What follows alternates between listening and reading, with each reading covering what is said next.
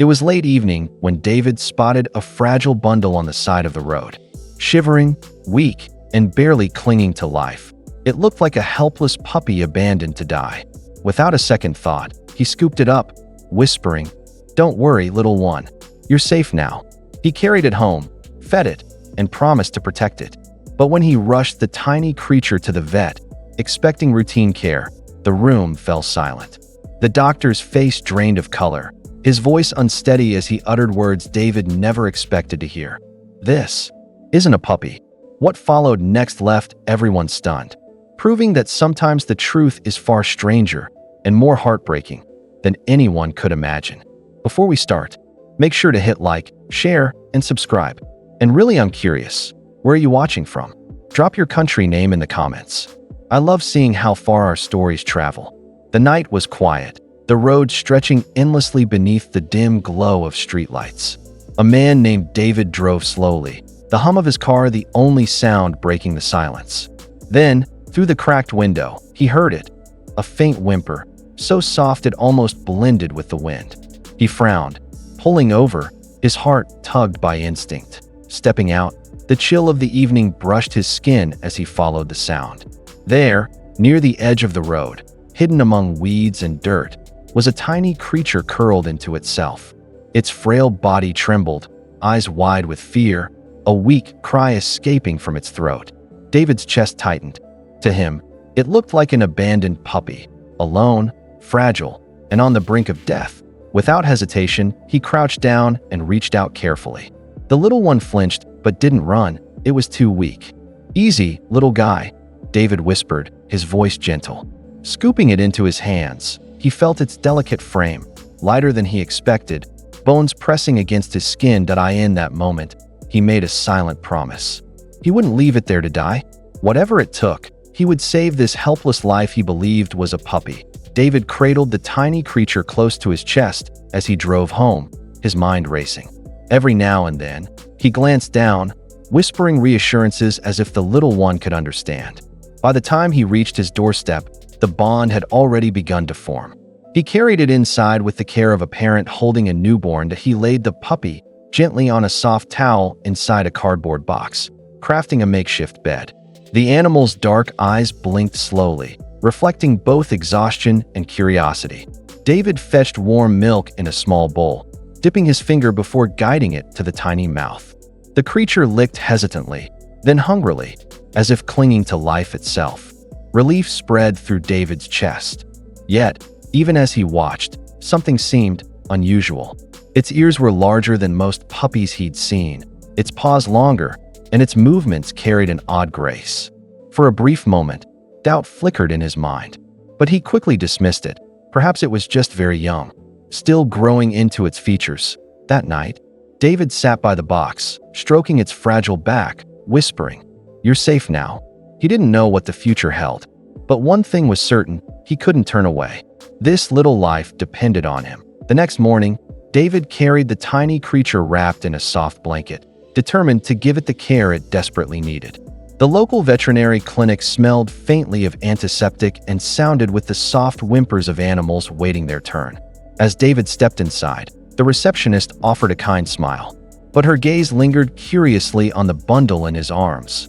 When the vet entered the examination room, David gently placed the puppy on the table.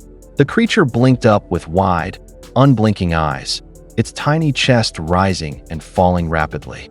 At first, the vet smiled, murmuring, "Poor thing, so small."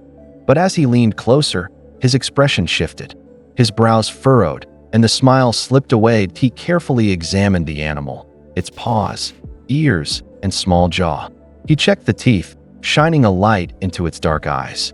David watched nervously, his hands clasped together. The silence stretched too long, filling the room with unease. Finally, the vet straightened, his face pale. "This," he began, pausing as if struggling for words. "This isn't a puppy." David's heart skipped. "What do you mean?" he asked, disbelief tightening his voice. The vet exchanged a grave glance with his assistant, his voice low but steady. "You may have rescued it thinking it was a dog, but it's not. It's something else entirely, and you need to hear the truth." David froze, staring at the vet as the words sank in. "Not a puppy?" he repeated, his voice trembling with confusion. The vet sighed heavily, pulling off his gloves before speaking again. No, what you found is a wild animal cub, very young and very rare. The assistant lifted the creature gently, holding it under the bright light.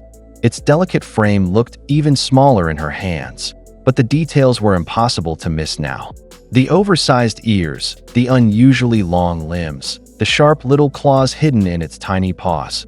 All signs that this was no ordinary domestic dog. That David's mind raced, his breath shallow. He had fed it, spoken to it, even whispered promises of safety. To him, it had already become family. But, "It needs me," he whispered, almost pleading. The vet's gaze softened, though his tone remained firm. "I know you mean well, but this cub belongs to the wild. Raising it like a pet would be dangerous, for you and for the animal.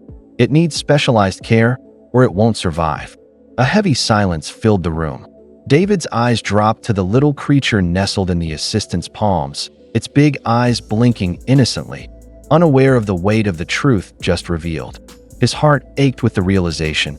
He hadn't rescued a puppy at all.